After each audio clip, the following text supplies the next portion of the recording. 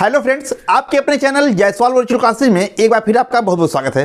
Friends, आज मैं राजनीति विज्ञान और राजनीतिक सिद्धांत से फिर एक नए वीडियो के साथ आपके बीच में उपस्थित हुआ हूं। और आज की इस वीडियो में फ्रेंड्स हम लोग जानने वाले हैं नागरिक के बारे में कि नागरिक आखिर होता कौन है, नागरिक की अर्थ और परिभाषाएं क्या है, नागरिक की विशेषताएं क्या होती हैं, नागरिक कितने प्रकार के होते हैं, विदेशी हम किसको कहते हैं, विदेशियों के कितने प्रकार होते हैं और नागरिक और विदेशी में क्या अंतर है। इन समस्त बिंदुओं पर फ्रेंड्स आज की इस वीडियो में हम लोग चर्चा करने वाले हैं। बस वीडियो में आप हमारे साथ लास्ट तक बन रहिएगा। और फ्रेंड्स, यदि आप हमारे चैनल पर पहली बार हैं और अभी तक आपने हमारे चैनल जायसवाल वर्चुअल क्लासेज को सब्सक्राइब और लाइक नहीं किया है तो कृपया चैनल को सब्सक्राइब और लाइक करें। बेल आइकन का बटन दबा करके ऑल का बटन दबा दीजिएगा, जिससे हमारी आने वाले हर महत्वपूर्ण वीडियो की नोटिफिकेशन फ्रेंड्स आप तक सबसे पहले पहुंचती रहे। और ऐसा इसलिए भी जरूरी है फ्रेंड्स क्योंकि यहां से पॉलिटिकल साइंस के अच्छे कंटेंट की वीडियो निकलते हैं जो आपकी तैयारी को बेहतर से बेहतर बना सकते हैं। और फ्रेंड्स, यदि आप चाहें तो हमें फेसबुक, टेलीग्राम और इंस्टाग्राम पर भी जायसवाल वर्चुअल क्लासेज के नाम से फॉलो कर सकते हैं। नीचे डिस्क्रिप्शन में भी उसकी लिंक दी गई है, आप चाहें उसको वहां से भी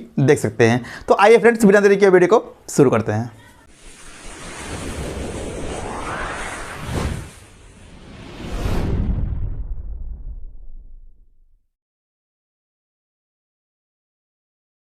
तो फ्रेंड्स, आज की इस वीडियो में हम लोग जानने वाले हैं नागरिक के बारे में।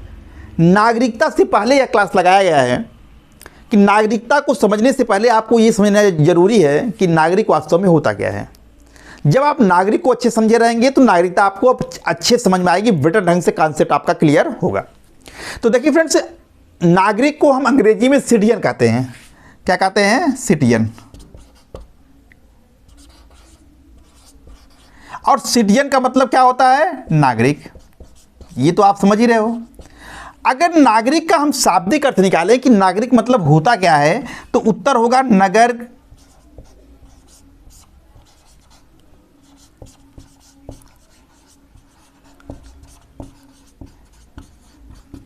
नगर में रहने वाला, या हम कह सकते हैं नगर का निवासी। नगर का निवासी यानी अगर शाब्दिक दृष्टि से देखें तो नागरिक की परिभाषा क्या होगी कि वह व्यक्ति नागरिक है जो नगर का निवासी होता है। तो क्या नगर के निवासी को ही हम नागरिक कहेंगे? तो उत्तर होगा नहीं। ये नागरिक की बहुत संकीर्ण परिभाषा है। जबकि वर्तमान समय में नागरिक की विस्तृत अर्थों में परिभाषा ली जाती है। इसका अर्थ विस्तृत अर्थों में लगाया जाता है। तो विस्तृत अर्थ में देखें तो राज्य का सभी सदस्य, चाहे वो नगर में रहते हों, चाहे गांव में रहते हों, चाहे शहर में रहते हो, चाहे ग्रामीण एरिया में रहते हों, वो सब नागरिक कहलाएंगे। तो नागरिक का मतलब सिर्फ ये नहीं है कि नगर में रहने वाले को ही हम नागरिक कहेंगे। नागरिक मतलब वो चाहे नगर में रहता हो, उस राज्य का निवासी है, चाहे नगर में रहता हो, चाहे गांव में रहता हो, कहीं भी रहता हो उस राज्य में, वो नागरिक कहलाएगा। तो अब यहां से दूसरा प्रश्न उठता है कि क्या नगर या गांव में रहने वाले या किसी राज्य के क्षेत्र में रहने वाले समस्त व्यक्तियों को हम नागरिक कहेंगे? तो फिर उत्तर होगा नहीं। किसी देश में रहने वाले सभी व्यक्तियों को हम नागरिक नहीं कह सकते हैं। जैसे हम एग्जाम्पल के लिए भारत की बात करें तो भारत में तो बहुत से व्यक्ति ऐसे हैं जो विदेशी भी रह रहे हैं। तो क्या वो भी नागरिक कहलाएंगे भारत के? तो उत्तर होगा नहीं। तो प्रश्न फिर यही से उठता है कि वास्तव में नागरिक होता कौन है। अब देखिए फ्रेंड्स, नागरिक को जानने से पहले हमें यह जानना है कि प्रत्येक राज्य, विश्व की प्रत्येक देश की मैं बात कर रहा हूं, केवल भारत की बात नहीं हो रही है। विश्व का प्रत्येक देश जो है वो अपने नागरिकों को दो तरह के अधिकार देता है। एक होता है राजनीतिक अधिकार, दूसरा होता है सामाजिक अधिकार। अब राजनीतिक अधिकार के अंतर्गत कौन कौन से अधिकार आते हैं? बहुत इंपॉर्टेंट है राजनीतिक और सामाजिक अधिकार। और उसमें राजनीतिक अधिकार बहुत इंपॉर्टेंट है। आपको डायरेक्ट यहीं से प्रश्न उठा सकता है कि राजनीतिक अधिकार में क्या क्या अधिकार आते हैं, या इनमें से कौन सा राजनीतिक अधिकार नहीं है, या कौन सा राजनीतिक अधिकार है। तो राजनीतिक अधिकार वे अधिकार होते हैं जो व्यक्ति को राजनीति में प्रत्यक्ष या अप्रत्यक्ष रूप से भाग लेने का अवसर प्रदान करते हैं। तो जैसे वोट देने का अधिकार, वोट देने का अधिकार हमारा राजनीतिक अधिकार है। निर्वाचित होने का अधिकार, निर्वाचित माने चुनाव लड़ने का अधिकार, वो हमारा राजनीतिक अधिकार है। सरकार की आलोचना करने का अधिकार, ये राजनीतिक अधिकारों में आता है। सरकारी नौकरी प्राप्त करने का अधिकार, ये राजनीतिक अधिकार में आता है। और शिकायतों को सरकार तक पहुंचाने का अधिकार, यानी कि हमारी कोई शिकायत है तो ये आलोचना के अंतर्गत ही समाहित है, अलग से लिख दिया गया है। तो शिकायतों को सरकार तक पहुंचाने का अधिकार, ये भी हमारा एक तरह से राजनीतिक अधिकार है। तो आप राजनीतिक अधिकार 5 ही दिए हैं, ये आप बढ़िया से याद कर रखिएगा। इसको छोड़ करके जितने अधिकार हैं वो सामाजिक अधिकार या नागरिक अधिकार के अंतर्गत आते हैं। तो देख लीजिए, वोट देने का अधिकार, चुनाव लड़ने का अधिकार, चुनाव लड़ने का हो चाहे निर्वाचित होने का अधिकार, ये दोनों का मतलब एक ही है। सरकार की आलोचना करने का अधिकार, सरकारी पद प्राप्त करने का अधिकार, शिकायतों को सरकार तक पहुंचाने का अधिकार, ये हमारे राजनीतिक अधिकार के अंतर्गत आते हैं। ठीक है, मैंने कहा इसको छोड़ दीजिए, बाकी सब अधिकार जो है सामाजिक अधिकार में आएंगे। जीवन का अधिकार, स्वतंत्रता का अधिकार, समानता का अधिकार, संपत्ति का अधिकार, शिक्षा का अधिकार, परिवार का अधिकार, धर्म का अधिकार, मनोरंजन का अधिकार, घूमने का अधिकार, व्यवसाय करने का अधिकार, संघ बनाने का अधिकार, ये सारे के सारे अधिकार जो है हमारे किस में आएंगे? सामाजिक अधिकार या नागरिक अधिकार के अंतर्गत आएंगे। तो फ्रेंड्स, प्रत्येक देश जो है वो अपने नागरिकों को जो है 2 तरह के अधिकार देता है। प्रत्येक देश में 2 तरह के अधिकार होते हैं, एक को हम कहते हैं राजनीतिक अधिकार और दूसरे को कहते हैं सामाजिक अधिकार। अब नागरिक हम किसे कहेंगे? नागरिक हम उसे कहते हैं किसी देश में वह व्यक्ति नागरिक होता है जिसको कि उस देश के द्वारा दोनों तरह के अधिकार, यानी सामाजिक अधिकार भी और राजनीतिक अधिकार, दोनों अधिकार मिले होते हैं। अगर किसी व्यक्ति को किसी देश में दोनों प्रकार के अधिकार प्राप्त हैं तो हम कह सकते हैं कि वह व्यक्ति उस देश का नागरिक है। और विदेशी और नागरिक में यही अंतर होगा कि विदेशियों को जो है राजनीतिक अधिकार नहीं मिले होते हैं, वो केवल सामाजिक अधिकारों का उपयोग करते हैं। हम भारत में हैं, हमको दोनों प्रकार के अधिकार मिलेंगे, सामाजिक अधिकार भी मिलेगा, राजनीतिक अधिकार मिलेगा, क्योंकि हम यहाँ के नागरिक हैं।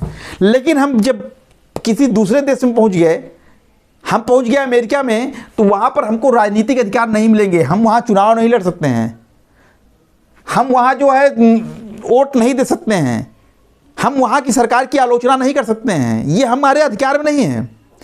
हम वहां पर जो है हमको जीवन जीने का अधिकार है, मनोरंजन करने का अधिकार है, घूमने फिरने का अधिकार है, ये सब मिलेगा हमको। जो हमारे सामाजिक अधिकार है वो मिलेंगे, लेकिन राजनीतिक अधिकार नहीं मिलेंगे। और सामाजिक अधिकारों में भी अगर वहां का राज्य चाहे तो कुछ अधिकारों में कटौती भी कर सकती है।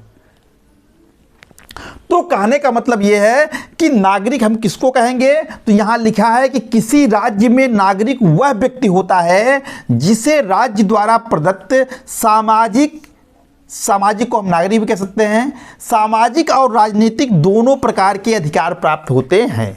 अब यहीं से आप समझ लीजिए कि जिसे सामाजिक और राजनीतिक दोनों अधिकार प्राप्त होते हैं। देखिए, सामाजिक तो सबको मिलता है, विदेशियों को भी मिलेगा, नागरिकों को भी मिलेगा। अंतर क्या करता है? ये राजनीतिक वाला, यानी कि जिसे राजनीतिक अधिकार मिले हुए हैं वही नागरिक है। तो नागरिक वह व्यक्ति होता है जिसे उस राज्य में सामाजिक और राजनीतिक दोनों प्रकार के अधिकार प्राप्त होते हैं। तो अब कहा जाए विदेशी किसे कहेंगे? किसी राज्य में विदेशी वह व्यक्ति होता है जिसे केवल सामाजिक अधिकार प्राप्त होता है, राजनीतिक अधिकार नहीं। ठीक है फ्रेंड्स, एकदम क्लियर हो गया है। आगे बढ़ते हैं और देखते हैं, बहुत से विद्वानों ने नागरिक की अपनी कुछ परिभाषाएं बताई हैं, उन परिभाषाओं को देखते हैं और नागरिक की क्या विशेषताएं होती हैं उसको भी हम देखते हैं और अच्छे से क्लियर आपको हो जाएगा। तो देखिए फ्रेंड्स, ये हैं कुछ प्रमुख परिभाषाएं जो कि नागरिकों के बारे में विभिन्न विद्वानों ने दी हैं। सबसे पहले हम देखते हैं अरस्तु ने क्या कहा। अरस्तु का कहना है कि एक नागरिक जो है वह है जिसने राज्य शासन में कुछ भाग लिया हो और जो राज्य द्वारा प्रदान किए गए सम्मान का उपयोग कर सकें। देखिए फ्रेंड्स, जब अरस्तु के समय में जो है यूनान में छोटे छोटे राज्य हुआ करते थे, तो अरस्तु नागरिक उनको मानता है जो राज्य या शासन के कार्यों में भाग लेते हैं। इसकी सिंपल सी परिभाषा है कि जो व्यक्ति जो है राज्य के या शासन के कार्यों में भाग लेता है उसे ही वह नागरिक मानता है। दोनों परिभाषाएं अरस्तु के ही हैं, दोनों दो तरह से पूछता है। ये वाली परिभाषा भी वही बात कह रहा है, उसी बात को दूसरे ढंग से ये परिभाषा भी कह रहा है। पहला परिभाषा आपको बताया गया कि एक नागरिक, अरस्तु क्या कहते हैं कि एक नागरिक वह है जिसने राज्य शासन में कुछ भाग लिया हो और राज्य द्वारा प्रदान किए गए सम्मान का उपयोग कर सके। उसी बात को दूसरे ढंग से अरस्तु का स्टेटमेंट है कि नागरिक वह है जो राज्य की कार्यकारिणी और न्यायपालिका के कार्यों में भाग लेता है। तो आप सीधा से ध्यान रखिएगा कि अरस्तु के अनुसार नागरिक, अरस्तु उसको मानते हैं जो कि शासन के कार्यों में भाग लेते हैं। ठीक है, ये दोनों परिभाषाएं अरस्तु के हैं। गैटिल ने का कहना है कि नागरिक समाज के वे सदस्य हैं जो कुछ कर्तव्यों द्वारा शासन से बंधे होते हैं, जो उसके प्रभुत्व को मानते हैं और उससे जो है समान रूप से लाभ उठाते हैं। गैटल का कहना है कि नागरिक जो है समाज के वे सदस्य होते हैं जो समाज राज्य द्वारा निर्धारित कुछ कर्तव्यों से बंधे होते हैं, वो राज्य की प्रभुसत्ता को स्वीकार करते हैं और उसके द्वारा जो अधिकार दिए गए हैं उसका वो लाभ उठाते हैं। ठीक है। लास्की का कहना है कि नागरिक केवल सभ्य समाज का एक सदस्य ही नहीं होता, वरन वह कुछ कर्तव्यों का यांत्रिक रूप से पालन करने वाला होता है और आज्ञाओं को बुद्धिमत्तापूर्ण ग्रहण करने वाला भी होता है। यानी वह राज्य के से कुछ कर्तव्यों से बंधा होता है और राज्य द्वारा जो आज्ञा दी जाती है, जो कानून बनाए जाते हैं, उसका वह पालन भी करता है, उसको वह ग्रहण भी करता है। ये लास्की का स्टेटमेंट है। सीले का कहना है कि नागरिक उस व्यक्ति को कहते हैं जो राज्य के प्रति भक्ति रखता हो और उसे सामाजिक तथा राजनीतिक अधिकार प्राप्त हों और वह जनसेवा की भावना से प्रेरित हो। यानी कि सीले का कहना है कि व्यक्ति जो है वह व्यक्ति नागरिक है जो राज्य के प्रति भक्ति रखता हो, उसे सामाजिक और राजनीतिक दोनों प्रकार के अधिकार प्राप्त हों और वह जनसेवा की भावना से प्रेरित हो। तो फ्रेंड्स देखिए, ये तो नागरिक के संबंध में परिभाषाएं हैं, इसको आप ऐसे ही रट लीजिएगा। कौन सी परिभाषा है, खासकर अरस्तु वाला बहुत इंपॉर्टेंट है, थोड़ा सा देख लीजिएगा अच्छे से। ठीक है। अब हम आगे बढ़ते हैं और इस परिभाषाओं के आधार पर जानते हैं कि वास्तव में नागरिक की क्या विशेषताएं होती हैं या नागरिक के क्या लक्षण होते हैं। तो फ्रेंड्स, किसी भी देश में नागरिक की निम्नलिखित विशेषताएं होती हैं, जैसे कि वह राज्य का सदस्य हो। यानी कि नागरिक जो है होता है वह क्या होता है, वो राज्य का सदस्य होता है। अब मैं भारत का नागरिक हूं तो इसका मतलब भारत देश का सदस्य हूं, तभी मैं भारत का नागरिक हूं। तो पहली विशेषता क्या हो गई कि वह राज्य का सदस्य हो। दूसरा, वह राज्य की सीमा के अंदर रहता हो, यानी राज्य की सीमा में कहीं भी रहता हो, चाहे नगर में रहता हो, चाहे गांव में रहता हो, कस्बे में रहता हो, बहुत बड़े शहर में रहता हो, तो कहीं भी रहता हो अगर राज्य की सीमा के अंदर उसका वह निवास करता हो। दूसरी विशेषता है। तीसरी है कि उसे राज्य द्वारा प्रदत्त सामाजिक और राजनीतिक अधिकार प्राप्त हो।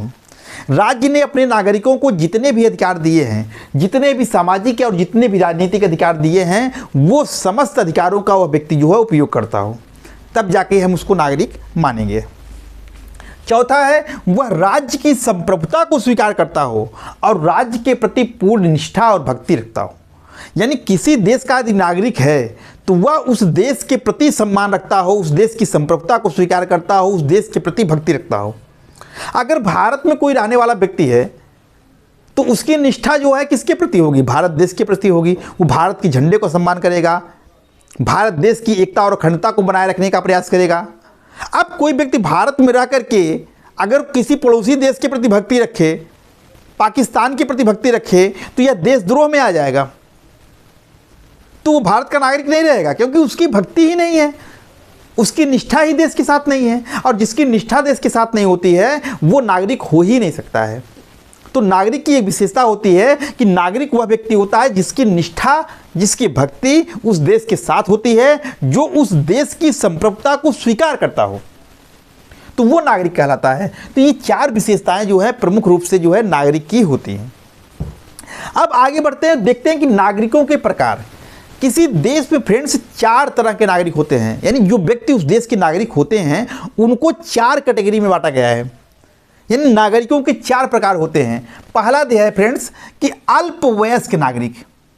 किसी देश में रहने वाला वह व्यक्ति जो अल्पवयस्क होता है तो उसे हम अल्पवयस्क नागरिक की कैटेगरी में रखेंगे। अब अल्पवयस्क किसको कहेंगे?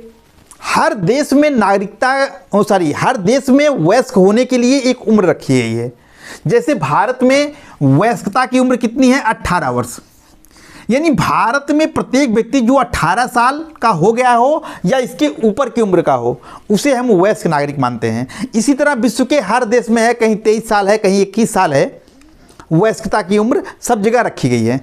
तो जो उम्र किसी देश में रखी गई है वयस्कता की, उस उम्र से नीचे के जितने भी नागरिक वहाँ रहते हैं उसे हम कहेंगे अल्पवयस्क नागरिक। जैसे मान लीजिए भारत की बात करें तो भारत में अब 18 साल के नीचे के बहुत से लोग रहते हैं। अब जो छोटे छोटे बच्चे हैं जो पढ़ रहे हैं, अब वो 18 साल के नीचे हैं, उन्हें वोट देने का अधिकार नहीं होता। अल्पवयस्क नागरिक को वोट देने का अधिकार नहीं होता है। तो अब कोई ये कहे कि भाई इनको तो राजनीतिक अधिकार प्राप्त ही नहीं है, इनको तो वोट देने का अधिकार है ही नहीं, तो ये नागरिक कैसे हो गए? तो नागरिक होंगे, वो भी नागरिक हैं, लेकिन नागरिक की किस कैटेगरी में आते हैं? अल्पवयस्क नागरिक की कैटेगरी में आते हैं। और वोट देने की एक कैटेगरी रखी गई है कि आप वोट तभी दे सकते हैं जब आप वयस्क हों, क्योंकि इस वयस्क होने पर ही आपकी सोचने समझने की क्षमता विकसित होती है और तभी आप अपने मत का सही ढंग से, समुचित ढंग से प्रयोग कर सकते हैं। इसीलिए वयस्क होने पर ही व्यक्ति को मत देने का अधिकार मिलता है। तो अल्पवयस्क नागरिक वे होते हैं जो किसी देश में वयस्कता की जो उम्र है उससे नीचे होते हैं। जैसे भारत में 18 साल के नीचे के जितने भी व्यक्ति हैं, जितने भी नागरिक हैं, वो अल्पवयस्क नागरिक की कैटेगरी में आएंगे और अल्पवयस्क नागरिकों को वोट देने का अधिकार नहीं होता है। लेकिन जैसे ही वे वयस्क हो जाएंगे, जैसे ही वो 18 साल के हो जाएंगे, उनको वोट देने का अधिकार मिल जाएगा, यानी वो राजनीतिक अधिकार प्राप्त कर लेंगे। ठीक है। दूसरा कैटेगरी है वयस्क नागरिक। वयस्क नागरिक हम किसको कहेंगे? ऐसे नागरिक किसी देश में रहने वाले जो वयस्कता की उम्र को पूरी कर लिए हों। जैसे भारत में वयस्कता की उम्र है 18 साल, यानी 18 साल का व्यक्ति जो है वयस्क माना जाएगा। तो जो व्यक्ति भारत में 18 साल का हो गया हो या इसके ऊपर की उम्र का हो गया हो, उसे हम वयस्क नागरिक कहेंगे। तो ऐसे समस्त व्यक्तियों को जो 18 साल या इससे ऊपर की आयु के व्यक्ति हैं, उनको हम इस कैटेगरी में रखेंगे, वयस्क नागरिक की कैटेगरी में। और वयस्क नागरिकों को वोट देने का अधिकार मिल जाता है, वोट का अधिकार मिल जाता है। ठीक है फ्रेंड्स। तीसरा कैटेगरी है मताधिकार रहित वयस्क नागरिक। यानी भारत में बहुत से ऐसे लोग रहते हैं जो वयस्क तो हैं लेकिन उनको वोट देने का अधिकार नहीं है। अब वयस्क है लेकिन वोट देने का अधिकार नहीं है, तो आप समझोगे यार ऐसा कौन सा व्यक्ति है जो नागरिक है, वयस्क भी है लेकिन वोट देने का अधिकार नहीं है, राजनीतिक अधिकार प्राप्त नहीं है उसको। तो ऐसे व्यक्तियों में फ्रेंड्स, जैसे पागल हुआ, दिवालिया हुआ। आपको जब अधिकार राष्ट्रपति वगैरह का पढ़ाया गया था तो बताया गया होगा कि वह पागल ना हो, दिवालिया ना हो। तो पागल व्यक्तियों को चुनाव लड़ने का कोई भी राजनीतिक अधिकार नहीं है। वो ना तो चुनाव लड़ सकता है, ना तो वोट दे सकता है। दिवालिया व्यक्ति को भी वोट देने का अधिकार नहीं है। दिवालिया किसको कहेंगे? दिवालिया व्यक्ति फ्रेंड्स वह होता है जो किसी सरकारी संस्थान से मान लो कर्ज ले ले और उसका ब्याज बढ़ जाएगा तो सरकारी संस्थान उसको नोटिस भेजेगी, बैंक उसको नोटिस भेजेगा, नहीं देगा तो वो न्यायालय की शरण में जाएगा। न्यायालय जो है अगर वो कर्ज अदा नहीं करता है तो उसकी संपत्ति को जब्त करता है, कुर्की करता है। जब सारी संपत्ति बेचने के बाद भी बैंक का कर्ज अदा नहीं होता है तो व्यक्ति क्या कहेगा कि साहब हमारी तो सब कुछ बिक गया, अब भी हमारे पास कुछ देने के लिए है नहीं। तो न्यायालय उस व्यक्ति को दिवालिया घोषित कर देता है कि यह कंपनी या यह व्यक्ति जो है दिवालिया घोषित हो गया है। तो जिसको दिवालिया घोषित कर दिया जाता है न्यायालय के द्वारा, उस व्यक्ति से राजनीतिक अधिकार छीन लिए जाते हैं। वो वोट नहीं दे सकता, वो कभी चुनाव नहीं लड़ सकता है। तो पागल व्यक्ति हुआ, दिवालिया व्यक्ति हुआ या कोई देशद्रोही हुआ, ऐसे व्यक्तियों को यदि वो वयस्क हैं इसके बावजूद भी उनको वोट देने का अधिकार नहीं होता है। तो मताधिकार रहित वयस्क नागरिक में कौन आएंगे? जो वयस्क तो हैं, भारत के नागरिक भी हैं, लेकिन इसके बावजूद भी उनसे राजनीतिक अधिकार छीन लिए जाते हैं या मत देने का अधिकार उनको नहीं होता है। तो उसमें पागल आएंगे, दिवालिया आएंगे, देशद्रोही आएंगे, ये सब जो है इस कैटेगरी में आएंगे, मताधिकार रहित वयस्क नागरिक में। चौथा कैटेगरी नागरिकता की वो होती है फ्रेंड्स, जो नागरिकता प्राप्त नागरिक या इसी को हम कहेंगे देशीकृत नागरिक। ये कौन सी कैटेगरी है? नागरिकता प्राप्त नागरिक वे होते हैं जो विदेशी होते हैं वास्तव में, और किसी देश के नागरिकता प्राप्त करने की जो शर्त होती है उस शर्त को पूरा करके वहां की नागरिकता को प्राप्त करते हैं। हर देश की नागरिकता को आप प्राप्त कर सकते हैं, वहां की नागरिकता प्राप्त करने की अपनी कुछ शर्त होती है। जैसे भारत की नागरिकता प्राप्त करने की अपनी शर्त है, कोई विदेशी व्यक्ति आए, यहाँ की जो नागरिकता प्राप्त करने की शर्त है उस शर्त को पूरा करे और भारत का नागरिक बन जाए।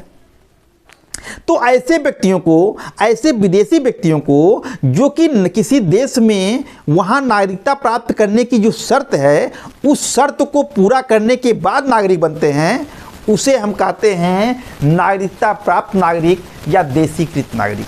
जैसे भारत में हम एग्जाम्पल अगर लें सबसे बढ़िया, तो सोनिया गांधी का एग्जाम्पल ले सकते हैं। सोनिया गांधी ये भारत की नहीं है, मूल रूप से ये इटली की हैं। अब भारत में नागरिकता प्राप्त करने की एक शर्त ये भी है कि कोई यदि विदेशी महिला भारतीय पुरुष से शादी कर लेती है तो वो भारत की नागरिकता मिल जाती है। तो सोनिया गांधी जी ने वो राजीव गांधी जी से शादी किया। राजीव गांधी जी भारत के नागरिक थे, तो इनसे शादी करने के बाद सोनिया गांधी को यहाँ की नागरिकता मिल गई। तो इन्होंने क्या किया, ये किस कैटेगरी में आएंगी, ये नागरिकता प्राप्त या नागरिक या देशीकृत नागरिक की कैटेगरी में आएंगी, क्योंकि इन्होंने भारत में नागरिकता प्राप्त करने की जो शर्त है उस शर्त को पूरा करके यहाँ की नागरिकता को प्राप्त किया है। तो आप समझ गए होंगे नागरिकता प्राप्त या देशीकृत नागरिक में कौन आएंगे, ऐसे विदेशी जो किसी देश में नागरिकता प्राप्त करने की जो शर्त है उसको पूरा करके वहाँ की नागरिकता को प्राप्त करते हैं। तो इस तरह से किसी देश के अंदर फ्रेंड्स नागरिक जो है उनको 4 कैटेगरी में हम बांट सकते हैं। 4 प्रकार के यानी नागरिक होते हैं, अल्पवयस्क नागरिक, वयस्क नागरिक, मताधिकार रहित वयस्क नागरिक और नागरिकता प्राप्त नागरिक, या हम इसे कह सकते हैं देशीकृत नागरिक। ठीक है फ्रेंड्स, आगे बढ़ते हैं और देखते हैं कि विदेशी कौन होता है और विदेशी किसी देश में कितने प्रकार के होते हैं।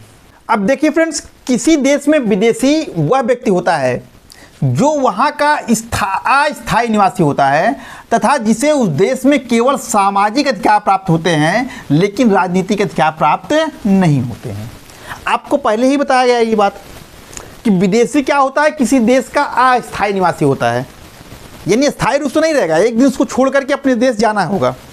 वो किसी देश में अस्थायी निवासी होता है। पहला, उसे उस देश में केवल सामाजिक अधिकार मिले होते हैं, राजनीतिक अधिकार नहीं मिले होते हैं। विदेशी और नागरिक में यही अंतर है, नागरिक को सामाजिक और राजनीतिक दोनों प्रकार के अधिकार मिले होते हैं, जबकि विदेशियों को केवल सामाजिक अधिकार मिला होता है, राजनीतिक अधिकार नहीं।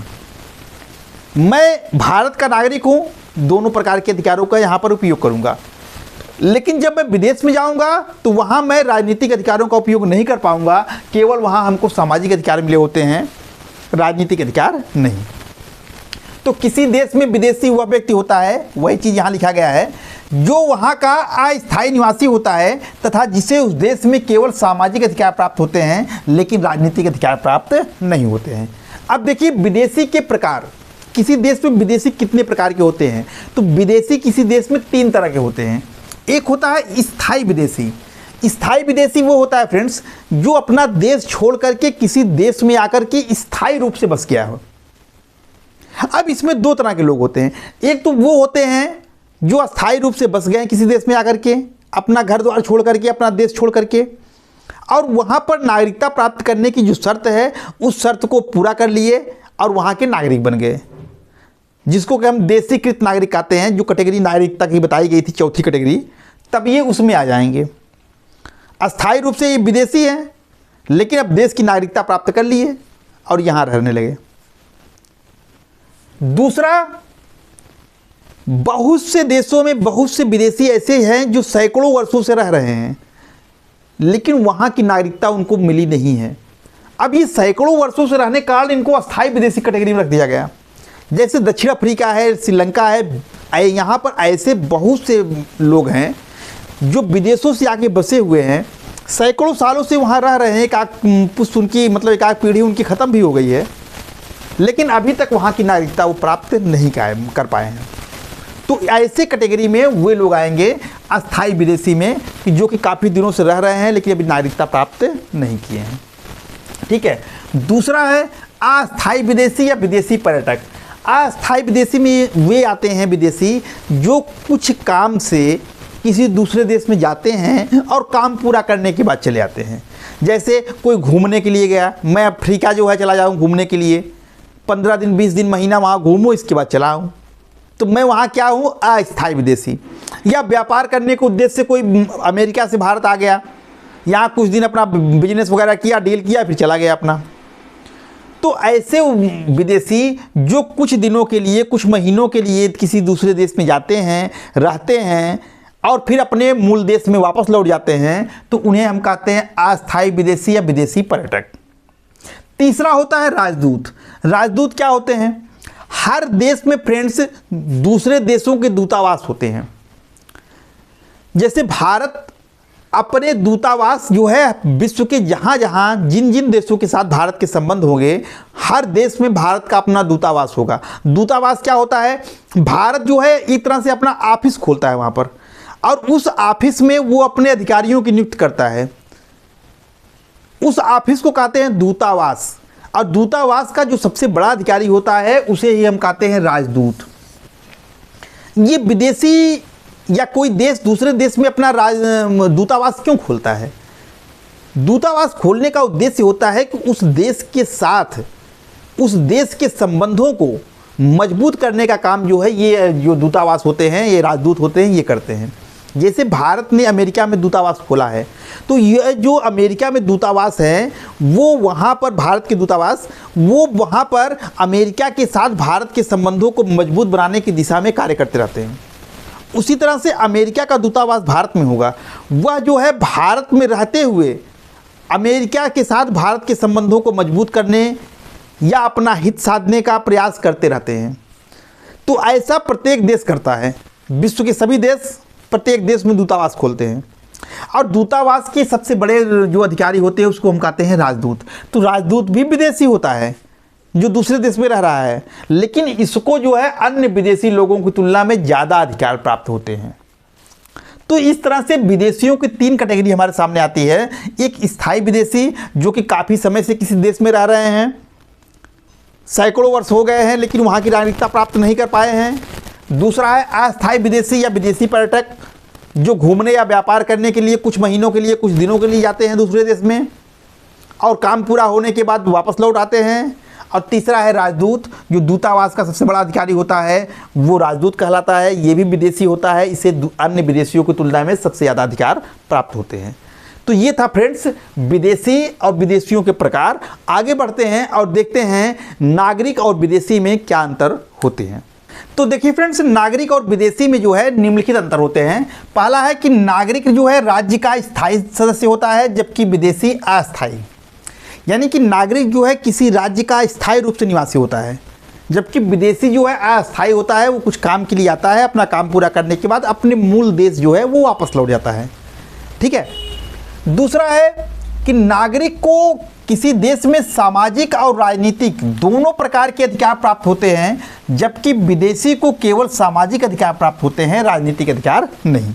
ये बहुत इंपॉर्टेंट है। राजनीति मतलब नागरिक और विदेशी में अंतर बताने के लिए सबसे इंपॉर्टेंट अगर कोई हो तो वो अधिकार मतलब कि अंतर जो है ये है दूसरा वाला, कि नागरिक को किसी राज्य में सामाजिक और राजनीतिक दोनों प्रकार के अधिकार प्राप्त होते हैं, जबकि विदेशियों को केवल सामाजिक अधिकार प्राप्त होते हैं, राजनीतिक अधिकार नहीं। इस पर चर्चा पीछे हो चुकी है। ठीक है। तीसरा है नागरिक राज्य द्वारा प्रदत्त समस्त मौलिक अधिकारों का उपभोग करने का अधिकारी होता है, जबकि विदेशी नहीं होता है। फ्रेंड्स देखिए, प्रत्येक देश जो है अपने अधिकांशतः देशों में व्यवस्था है कि वह अपने नागरिकों को कुछ मूल अधिकार देते हैं। ये भी अधिकारों के एक प्रकार के अंतर्गत आते हैं जो कि सामाजिक और राजनीतिक अधिकारों से थोड़ा अलग होते हैं। मूल अधिकार का मतलब होता है कि व्यक्ति को वे अधिकार जो उसको जन्मजात ही मिल जाते हैं, जिससे को उनसे छीना नहीं जा सकता है। जैसे भारत की बात करें तो भारत में 6 प्रकार के मौलिक अधिकार नागरिकों को मिले हुए हैं। समानता का अधिकार, स्वतंत्रता का अधिकार, शोषण के विरुद्ध अधिकार, धार्मिक स्वतंत्रता का अधिकार, शिक्षा एवं संस्कृति संबंधी अधिकार और संवैधानिक उपचारों का अधिकार। ये 6 प्रकार के अधिकार मौलिक अधिकारों की श्रेणी में रखे गए हैं और ये भारत के प्रत्येक नागरिक को स्वतः ही मिल जाते हैं। कोई बच्चा जन्म लिया उसको ये अधिकार मिल जाएंगे। इसके लिए हमको राज्य से मांगना नहीं पड़ता है। तो जितने मौलिक अधिकार राज्य द्वारा प्रदत्त होते हैं, एक नागरिक जो है उन समस्त मौलिक अधिकारों के उपभोग करने का अधिकारी होता है। लेकिन विदेशियों को ऐसा नहीं है, उसको सारे मौलिक अधिकार नहीं मिले होते हैं। राज्य जिन मौलिक अधिकारों को उसको देता है वही मौलिक अधिकार उसको प्राप्त होते हैं, जिसको नहीं देता है वो नहीं मिलते हैं। जैसे भारत की मैं बात करूं तो भारत में अनुच्छेद 14 से लेकर के मूल रूप से, वैसे तो वो मौलिक अधिकारों का वर्णन संविधान के अनुच्छेद 12 से लेकर 35 तक में किया गया है। तो अनुच्छेद 15, 16, 19, 29, 30 ये वे अनुच्छेद हैं फ्रेंड्स जो केवल भारत के नागरिकों को मिले हुए हैं, विदेशियों को नहीं मिले हैं। तो यानी विदेशी किसी देश में सारे समस्त मौलिक अधिकारों के उपयोग करने का अधिकारी नहीं होता है, जबकि नागरिक जो है समस्त मौलिक अधिकारों के उपभोग करने का अधिकारी होता है। वही लिखा गया है यहाँ पर कि नागरिक राज्य द्वारा प्रदत्त समस्त मौलिक अधिकारों के उपभोग करने का अधिकारी होता है, जबकि विदेशी को ऐसा नहीं होता है। अगला है, राज्य अपने नागरिकों को सैनिक सेवा के लिए विवश कर सकता है, लेकिन विदेशी नागरिकों को नहीं। अगर भारत में जरूरत पड़े तो अपने नागरिकों को जो कि सक्षम हैं, जो कि सेना में भर्ती होने योग्य हैं, उनको ज़बरदस्ती सेना में भर्ती होने के लिए राज्य जो है विवश कर सकता है। खासकर ऐसी स्थिति तब होती है जब युद्ध के समय सेना में देश को सेना की ज़रूरत पड़ती है, तो वो जो है बाध्य कर सकता है अपने नागरिकों को सेना में भर्ती होने के लिए। लेकिन विदेशियों को आप बाध्य नहीं कर सकते हैं कि हमारे देश की में सेना में भर्ती हुई है। तो देश जो है या राज्य जो है अपने नागरिकों को सैनिक सेवा के लिए विवश कर सकता है, लेकिन विदेशी नागरिकों को नहीं कर सकता है। अगला है कि नागरिक अपने राज्य के प्रति पूर्ण निष्ठा एवं भक्ति रखता है, जबकि विदेशी उस राज्य के प्रति निष्ठा रखता है जहां का वह नागरिक होता है। अब जैसे मैं भारत का हूं तो मेरी निष्ठा, मेरी भक्ति अपने देश के प्रति होगी। हम भारत के प्रति जो है, भारत के उत्थान के प्रति, अपने देश के प्रति श्रद्धा रखेंगे। अब कोई विदेशी अमेरिका से घूमने आया तो वो भारत के प्रति श्रद्धा क्यों रखेगा? उसकी निष्ठा तो अपने देश के प्रति होगी। भारत पाकिस्तान का मैच हो रहा है तो मैं तो जब विराट कोहली छक्का मारेंगे तब जाकर के मैं ताली बजाऊंगा, जब पाकिस्तान का विकेट गिरेगा तब मैं ताली बजाऊंगा। तो मेरी निष्ठा मेरे देश के साथ है। लेकिन जो पाकिस्तानी आए हैं मैच देखने के लिए, वो भारत का जब विराट कोहली छक्का मारेंगे तब ताली थोड़ी बजाएंगे, पाकिस्तान की विकेट गिरने पर ताली थोड़ी बजाएंगे, बल्कि वो ताली तब बजाएंगे जब पाकिस्तान का खिलाड़ी छक्का मारेगा, भारत का विकेट गिरेगा, क्योंकि उनकी निष्ठा अपने देश के साथ है। तो वही चीज़ लिखा है कि नागरिक अपने राज्य के प्रति पूर्ण निष्ठा रखता है, लेकिन विदेशी उस राज्य के प्रति निष्ठा रखता है जहां का वह निवासी होता है। पाकिस्तान का नागरिक भारत में भले आया हुआ है, लेकिन उसकी निष्ठा पाकिस्तान के प्रति ही होगी, उसकी भक्ति अपने देश के प्रति ही होगी। ठीक है फ्रेंड्स। अगला है, राज्य अपने नागरिकों को देश से निर्वासित नहीं कर सकता है। कोई गंभीर अपराध करने पर ही कोई राज्य जो है अपने नागरिक को देश से निकाल सकता है, और वो भी कारण बताना पड़ेगा क्यों निकाल सकते हैं। लेकिन विदेशी को बिना कारण बताए देश छोड़ने के लिए कहा जा सकता है। आपसे कहा जा सकता है, आप घूमने गए हैं अमेरिका, और अमेरिका की सरकार आपसे कह सकती है कि तुरंत आप यहाँ से निकल जाइए, अपने देश चले जाइए, बिना कारण बताए। तो विदेशी व्यक्ति को बिना कारण बताए देश छोड़ने के लिए कहा जा सकता है, जबकि नागरिकों को अपने देश से बहुत गंभीर अपराध करने पर ही निर्वासित किया जा सकता है, अन्यथा नहीं। ठीक है। अगला है कि नागरिक अपनी अचल संपत्ति का क्रय विक्रय कर सकता है, जबकि विदेशी को सामान्य रूप से यह करने का अधिकार नहीं होता है। हम भारत के नागरिक हैं, हम अपना अचल संपत्ति, अपनी ज़मीन जायदाद को बेच सकते हैं, ज़मीन को, हम दूसरे की ज़मीन को खरीद सकते हैं, लेकिन किसी विदेशी को अधिकार नहीं होता है। ऐसा करने से पहले अगर कोई विदेशी यहाँ पर संपत्ति खरीद रहा है तो उसको सरकार से इजाज़त लेनी पड़ेगी, सामान्य रूप से वो ऐसा नहीं कर सकता है। ठीक है। अगला है कि नागरिक को अपने राज्य के प्रति अनेक कर्तव्यों का पालन करना पड़ता है, जबकि विदेशी को इसके लिए बाध्य हम नहीं किया सकता है। अब हमारे यहाँ जैसे हमको अधिकार मिले हुए हैं भारत में, इसके साथ ही साथ हमको कुछ कर्तव्य भी राज्य द्वारा दिए गए हैं। जैसे नागरिकों को 6 मौलिक अधिकार मिले हुए हैं, तो 11 मौलिक कर्तव्य भी हैं। हमें अपने राष्ट्रगान का सम्मान करना चाहिए, देश की एकता अखंडता बनाए रखना चाहिए। तो हमें अपने कर्तव्यों का, भारत के नागरिक हैं तो हम अपने कर्तव्यों का पालन करते हैं। लेकिन विदेशी को यहाँ पर आने पर, किसी विदेशी को यहाँ के कर्तव्यों का पालन करने के लिए उसको हम बाध्य नहीं कर सकते हैं। हाँ, यहाँ के कानून जो है, सामान्य कानून का वो पालन करेगा, लेकिन जो कर्तव्य है उसका पालन करने के लिए स्वतंत्र है वो। तो नागरिक जो है वो अपने राज्य के प्रति अनेक कर्तव्यों का पालन करना पड़ता है नागरिकों को, जबकि विदेशी को इसके लिए हम बाध्य नहीं कर सकते हैं। ठीक है फ्रेंड्स, तो फ्रेंड्स ये थे नागरिक और विदेशी में अंतर। उम्मीद करता हूं कि आपको ये जो टॉपिक पढ़ाया गया है कि नागरिक क्या होते हैं, विदेशी क्या होता है, नागरिक के कितने प्रकार होते हैं, विदेशी के कितने प्रकार होते हैं, नागरिक और विदेशी में क्या अंतर होता है, इसको आप अच्छी तरह से समझ गए होंगे और आपके कॉन्सेप्ट क्लियर हो गए होंगे और यह वीडियो आपको पसंद आई होगी। फ्रेंड्स वीडियो कैसी लगी कमेंट करके जरूर बताइएगा, और यदि आपको वीडियो अच्छी लगी हो तो इसे अपने मित्रों को भी शेयर कीजिएगा, उनको इस चैनल के बारे में बताइएगा। मिलते हैं आपसे एक नए वीडियो में, तब तक के लिए आपका दिन शुभ हो। धन्यवाद।